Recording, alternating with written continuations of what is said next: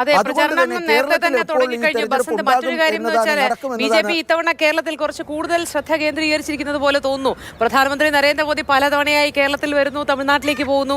അങ്ങനെ തമിഴ്നാടും കേരളവും തെക്കേ ഇന്ത്യ കേന്ദ്രീകരിച്ച് ബി.ജെ.പി കുറച്ച് കൂടുതൽ ശ്രദ്ധ കേന്ദ്രീകരിക്കുന്നത് പോലെ തോന്നുന്നു. അതുകൊണ്ട് കേരളത്തിൽ ബി.ജെ.പിയുടെ ഒരു ഓളവും കുറച്ച് കൂടുതലുണ്ട്. അതുപോലെ തന്നെയാണ് ഇന്ത്യ മുന്നണിയിൽ മുഖത്തോട് മുഖം നിൽക്കുന്ന രണ്ടുപേരാണ് കേരളത്തിൽ കോൺഗ്രസും CPM എന്ന് പറയുന്നത്. അപ്പോൾ അങ്ങനെ എന്തുകൊണ്ടും പോരാട്ടം കനക്കുന്ന ഒരു തെരഞ്ഞെടുപ്പ് തന്നെയായിരിക്കും ഇതെന്ന് നമുക്ക് പറയാം, അല്ലേ? തീർച്ചയായിട്ടും ഇതിലെ രാഷ്ട്രീയം നോക്കുകയാണെങ്കിൽ BJP വലിയ തോതിൽ ഇൻവെസ്റ്റ് ചെയ്തിട്ടുള്ള ഒരു സംസ്ഥാനമാണ് കേരളം എന്ന് പറയുന്നത്. 1-2 സീറ്റുകൾ ലഭിക്കുമെന്നുള്ള ഒരു പ്രതീക്ഷയുണ്ട്. പ്രധാനമന്ത്രി പറയുന്ന ഡബിൾ ഡിജിറ്റിലേക്ക് പോകുമെന്നാണ്. അത് എത്രത്തോളം സാധിക്കുമെന്ന് കണ്ടറിയേണ്ടതാണ്. പക്ഷേ എന്നാലും വലിയ തോതിലുള്ള പ്രചരണ സന്നാഹങ്ങൾ, ഒരുപക്ഷെ പണമൊഴുക്കിയുള്ള തന്നെ പ്രചരണ രീതികളിലേക്ക് അവർ വരുന്നു.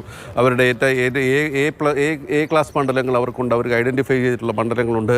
അപ്പോൾ അത്തരത്തിൽ വലിയ തോതിലുള്ള ഒരു പശ്ചാത്തല വർക്കൊക്കെ നടത്തിയ ശേഷമാണ് BJP കേരളത്തിൽ എത്തിയിട്ടുള്ളത് എന്നുള്ള കാര്യത്തിൽ യാതൊരു സംശയവുമില്ല. പിന്നെ ഈ നേരത്തെ പറഞ്ഞ പോലെ ഇന്ത്യ സഖ്യത്തിലെ 2 പാർട്ടികൾ, പ്രധാന പാർട്ടികൾ തമ്മിലുള്ളൊരു മത്സരം കേരളത്തിൽ നടക്കുന്നു. കോൺഗ്രസും CPM-ഉം തമ്മിലുള്ള ഒരുപക്ഷെ കന്യാകുമാരിയിലേക്ക് കയറുമ്പോൾ ഇരുവരും ഒന്നിച്ച് പ്രചരണത്തിൽ ഇറങ്ങുന്ന ഒരു കാഴ്ച നമുക്ക് കാണാം. അപ്പോൾ അത്തരത്തിലുള്ള രാഷ്ട്രീയമായ വിഷയങ്ങൾ കൂടി ഇതിൽ ഉണ്ട് എന്നുള്ള കാര്യത്തിൽ സംശയമില്ല. ഏതായാലും ഈ 400 സീറ്റാണ് നരേന്ദ്രമോദി BJP ഒക്കെ ലക്ഷ്യമിടുന്നത്. അങ്ങനെ വരികയാണെങ്കിൽ കേരളത്തിലേക്ക് ഈ ഡബിൾ ഡിജിറ്റ് ഉണ്ടായാൽ മാത്രമേ പറ്റുള്ളൂ. പക്ഷേ ഇത്തവണത്തെ തെരഞ്ഞെടുപ്പിന് മറ്റൊരു പ്രത്യേകത കൂടിയുണ്ട്. ഇത്തവണയും ഭരണം നിലനിർത്താൻ വേണ്ടി BJPക്കും നരേന്ദ്രമോദിക്കും കഴിയുകയാണെങ്കിൽ പണ്ഡിറ്റ് നെഹ്റുവിന് ശേഷം ഈ സൗത്ത് ബ്ലോക്കിലേക്ക് എത്തിയ, തുടർച്ചയായി 3-ാം തവണ എത്തിയ പ്രധാനമന്ത്രി എന്ന റെക്കോർഡിന് പണ്ഡിറ്റ് നെഹ്റുവിനോടൊപ്പം ഈ നരേന്ദ്രമോദിയുടെയും പേരുണ്ടാകുമെന്നതാണ് വളരെ പ്രധാനപ്പെട്ട കാര്യം.